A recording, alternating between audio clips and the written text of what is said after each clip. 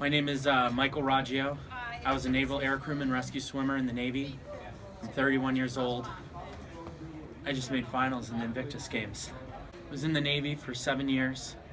Shortly after my last deployment, I fell over some debris left in a ladder well, and I fell a whole flight onto my head and neck and broke my neck. I spent about 10 months getting to the point where I could take steps again in my recovery. And then I eventually took my recovery into the pool, and that led me to where I am today. To make it here to Invictus, I've competed in the last 3 Warrior Games. My first Warrior Games, I didn't even place. I barely made it. The second Warrior Games, I was a little bit more competitive. And last year, I came back and I medaled in the Warrior Games. And that time brought me here to Invictus, where I got to compete. I just competed against 24 other athletes, strong athletes with good times from other nations in the open category, a category up from my typical category with spinal cord injuries. And I made it.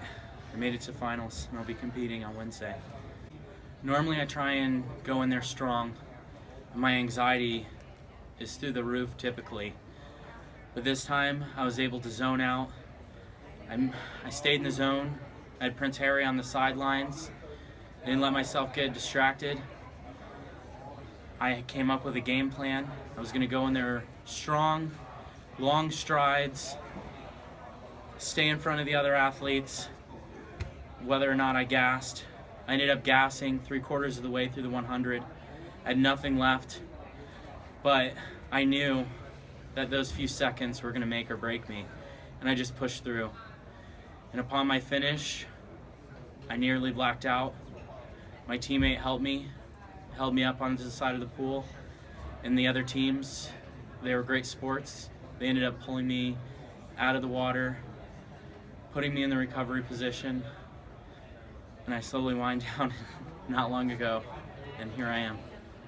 Well, not only representing my community, it means a lot to me to come here and represent the United States